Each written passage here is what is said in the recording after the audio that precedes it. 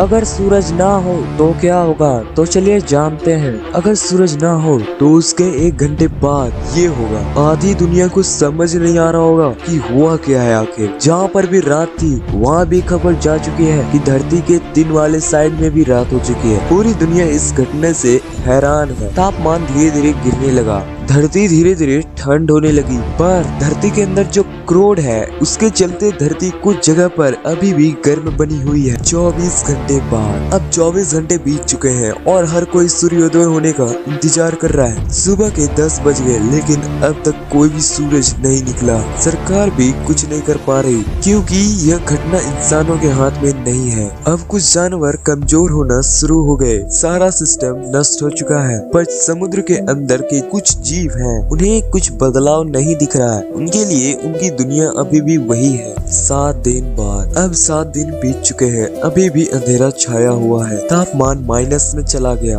-20 degree Celsius जिसका डर था वही हुआ। 0 डिग्री सेल्सियस में पानी बर्फ में बदल जाता है। अब पूरी दुनिया का तापमान -20 डिग्री सेल्सियस है, इसीलिए पानी अब नॉर्मल में नहीं रहा, सभी पानी बर्फ बन गए। और मोबाइल फोन और टावर ऑफ हो चुके हैं क्योंकि दुनिया को ऑन रखने वाली बिजली अब गुल हो चुकी है। और जो ज्यादा पैसों वाले लोग हैं उन लोगों ने अपने लिए इन 7 दिनों में बेसमेंट बनवा लिया ताकि वो कम कपी ठंडी से बच जाए। 1 महीने बाद धरती ठंडी और ठंडी होती जा रही है। तापमान करीब -40 डिग्री सेल्सियस तक पहुंच चुका है। धरती के सारे पेड़ मर चुके हैं और उन पौधों को छोड़कर जो ठंड में ही रह रहे थे। धरती के ज्यादातर जानवर मर चुके हैं। समुद्र के अंदर की जीव की बात करें तो समुद्र के अंदर जमने के चलते वो भी अब मर चुके हैं क्योंकि सारे पेड़ पौधे मर चुके हैं। इसीलिए कार्बन डाइऑक्साइड की मात्रा हवा में एक बात इतनी हो चुकी है कि हर एक सांस सिगरेट की धुआं जितनी खतरनाक हो चुकी है।